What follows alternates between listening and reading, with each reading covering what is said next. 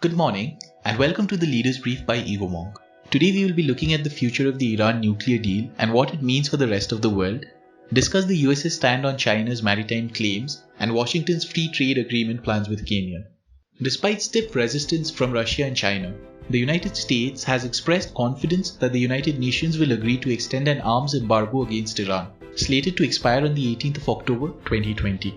In fact, virtually everyone agrees that the arms embargo should be extended. Our European counterparts, too, are very concerned about what will happen if the arms embargo itself expires on October 18th of this year. And so there's enormous consensus around the objective. How to achieve that objective, there's different views on.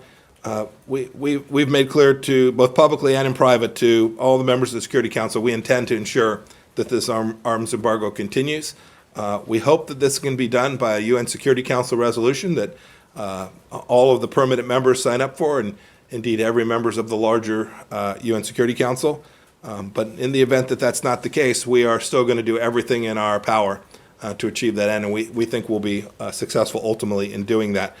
US Secretary of State Mike Pompeo told a press briefing, both China and Russia are eyeing Iran, placed in a politically volatile region as potential weapons buyers once the embargo expires. Since Donald Trump was elected president of the USA, the country has sharply criticized the UN for signing the Joint Comprehensive Plan of Action, or JCPOA, popularly known as the Iran nuclear deal, with provisions to lift sanctions from Iran.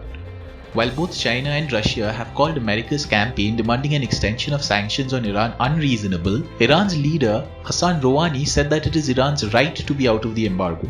The US, which had lifted economic sanctions on Tehran as part of the JCPOA, withdrew from the UN Security Council resolution under President Donald Trump in May 2018, banning investment on Iranian oil. The fresh sanctions hit Iranian oil production and reduced it by over 1 million barrels per day. From producing over 2 million barrels a day of crude in 2018, Iran's output has fallen to 100 to 200,000 barrels per day. The American government's concerns most likely stem from growing Chinese interest in Iran as a potential country to increase its West Asia dominance. Reports of a $400 billion Chinese investment in Iran have been doing the rounds, with China expected to spend a majority of the fund on Iranian oil, gas, and petrochemicals. France, Germany, and the UK, the remaining signatories of the Iran nuclear deal, had stood by the deal even as late as January this year, saying that all remaining parties to the JCPOA have slated their continuing commitment to honoring the agreement. However, the three nations had also expressed grave concerns at the actions taken by Iran in violation of its obligations since July 2019. Although Iran is hoping for a sanctions waiver and recently signed a $1.3 billion domestic deal targeting $1 trillion in oil revenue, the US is confident that the JCPOA will get an extension. The US Secretary of State also asserted that the United States is against China's expansion policies in the South China Sea and that it does not fall under the Chinese Maritime Empire. Mike Pompeo said that the USA supports ASEAN leaders on resolving the issue under international law. For the first time, we made our policy on the South China Sea crystal clear. It's not China's maritime empire. If Beijing violates the international law and free nations do nothing, then history shows that the CCP will simply take more territory.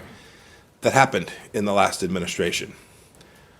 Our statement gives significant support to ASEAN leaders who have declared that the South China Sea disputes must be resolved through international law, not might makes right.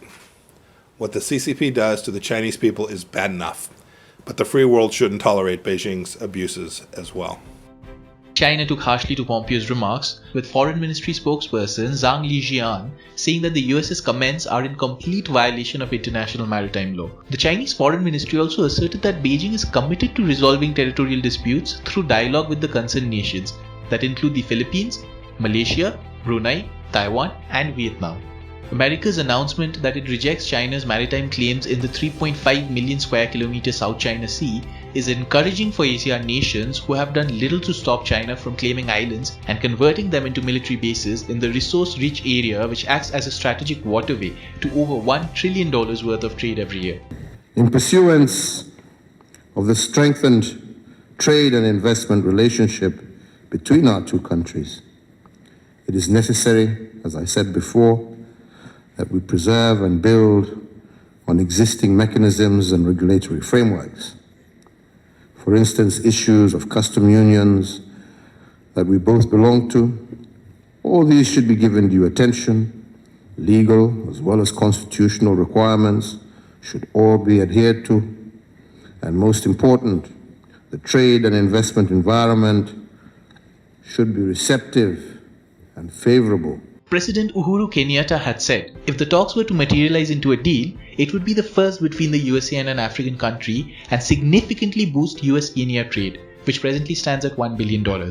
The Kenyan president has clarified that the new free trade agreement would not undermine the African Continental Free Trade Area Agreement signed in 2018 and due to be implemented in 2021. The potential deal will have its most significant impact on Kenya's agricultural sector, with the US seeking free access to the Kenyan market. Kenya is looking to protect its agroeconomic interests and boost trade and employment. That is all for today. Tune into Igomong to stay updated on the latest happenings and the impact on global trade, technology and innovation. Igomong helps you make sense of change. We are a global intelligence platform delivering asymmetric outcomes by bringing organizations closer to the communities they want to serve and the leaders they wish to influence. Visit our website insights.egomong.com, that is insights.egomonk.com, to subscribe and make better and faster decisions today. If you wish to collaborate with us, then please email us at contact@egomong.com.